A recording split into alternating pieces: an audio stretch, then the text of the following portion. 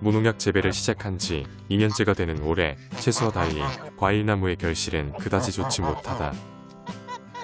내가 좋아하는 복숭아도 벌레 먹지 않은 게 거의 없을 정도로 거의 처참한 수준이다. 지난 7년간 농약을 사용하다가 작년 처음으로 농약 사용을 전면 금지했을 때 농장에 있는 모든 작물들의 상태는 거의 혼돈 그 자체였다. 그동안 농약의 힘으로 활기를 못 치던 벌레들은 이때다 싶어 대량 번식을 하기 시작했고, 과일나무뿐만 아니라 대부분의 채소를 먹어치우기 시작했다.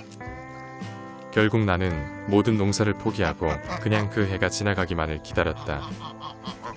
그로부터 1년이라는 시간이 지난 올해, 작년보다는 나아지기를 바라며 텃밭을 만들고 어떤 변화가 있는지 지켜봤다. 다행히 채소를 키우는 텃밭에는 참외를 제외한 나머지 작물들이 별탈 없이 훌륭하게 자라주었다.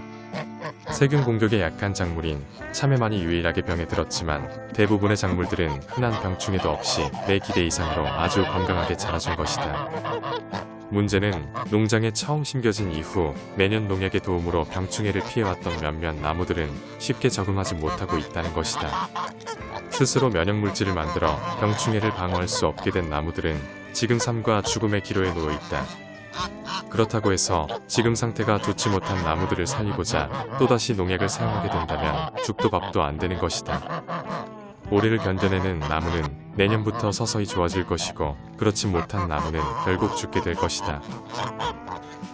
그나마 다행인 것은 작년에 거의 먹지 못했던 복숭아를 올해에는 맛이라도 보게 된 것이다.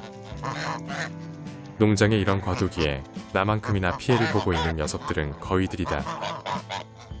알다시피 우리 농장의 거위들은 밥보다도 더 좋아하는 게 복숭아이기 때문이다. 녀석들은 어린 시절부터 복숭아의 그 달콤한 맛을 알고 있기에 어쩌면 나보다도 더 절실히 복숭아를 좋아할지도 모른다. 부디 거위들을 위해서라도 내년에는 맛있는 복숭아를 많이 먹을 수 있기를 기대해본다. 3년 전 거위들의 풀장으로 사용했던 웅덩이에 나뭇가지와 낙엽을 잔뜩 깔았다. 올 초 쿠바식 텃밭에 깔았던 닭똥이 섞인 부엽토가 채소 농사에 효과가 있다는 것을 알고 난 뒤 좀 더 많은 부엽토를 만들기 위해서이다. 우선 부엽토를 만들기 위해선 많은 수의 지렁이들이 필요하기에 낙엽 위에 물이 담긴 고무통 4개를 두었다. 거위와 오리들이 이곳에 와서 목욕을 하고 난 뒤 버려야 할 물들을 그대로 부어 항상 낙엽들이 수분을 머금을 수 있도록 만든 것이다. 이렇게 한 이유는 지렁이들이 수분이 많이 있는 유기질 토양에서 대량 번식한다는 것을 알게 되었기 때문이다.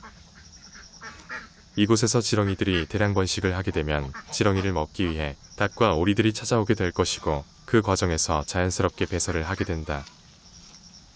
그리고 닭들이 지렁이를 잡아먹기 위해 낙엽들을 파헤치는 과정에서 똥과 낙엽이 자연스럽게 섞이게 되고 수개월이 지나면서 자연스럽게 훌륭한 부엽토가 될 것이다. 그 과정에서 내가 할 일은 낙엽의 부피가 줄어들면 추가로 낙엽을 넣어주고 계속해서 고무통에 물을 부어주기만 하면 된다. 그렇게 1년 정도의 시간이 지나면 돈을 주고도 구할 수 없는 아주 훌륭한 부엽토가 완성되는 것이다. 그리고 이렇게 해서 만들어진 부엽토로 나는 새로운 농작물을 키우는데 활용할 생각이다. 아직까지는 실험 단계이지만 산성 토양에서만 자란다는 블루베리 나무가 내가 만든 부엽토에서 잘 자라고 있다. 심은 지 이제 겨우 6개월 정도밖에 되지 않아 장담할 순 없지만, 만약 블루베리 나무가 계속 잘 자라준다면 농장 전역의 부엽토를 이용해 블루베리를 심을 생각이다.